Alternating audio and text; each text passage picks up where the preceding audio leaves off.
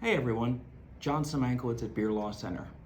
I wanted to talk to you today, hopefully real briefly. Some of my videos have been a little long, trying to keep them short. I'm a lawyer, I talk a lot. So I'm trying to keep it short today, and I want to talk to you real briefly about distribution agreements. I had a client who shall not be named who said, I've read all the stuff, I didn't even bother with the distribution agreement because I know they're not worth anything. The statute governs everything. And I was like, oh, that's not good. Wait, we need to talk about this. So at one level, that client was right. The North Carolina, for example, and every state has these, the North Carolina franchise laws completely overwrite any written agreement that you have with a distributor. And generally speaking, those franchise laws favor the distributor. And to some extent, that makes sense.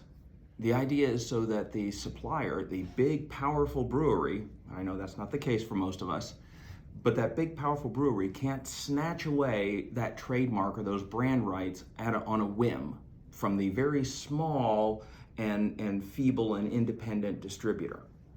Now, that's the way the stuff was written many moons ago, and things have moved on. So the economics and the situation is a lot different than it used to be. But here's the thing. Even if the statute overwrites the agreement that you have, and by the way, you cannot agree to anything less than the statute says. Even if that's the case, the statute says, but if the distributor acts in a commercially unreasonable way or treats you unfairly in a material and significant way, then there may be cause for termination. You may be able to terminate those rights. And one of my law alcohol heroes, Keith Kapp over at Williams Mullen, let me know if you need his contact information.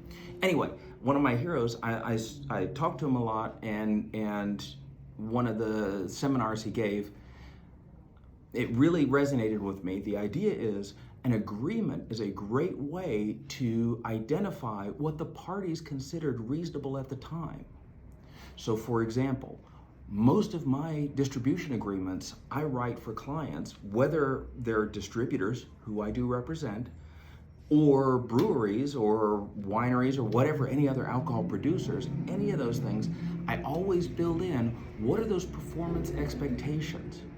For example, things like, hey, share with us customer feedback, share with us sales projections. How are you going to handle inventory? Is it first in, first out? How are you going to handle the product? Will it be refrigerated? What are the expectations around transportation?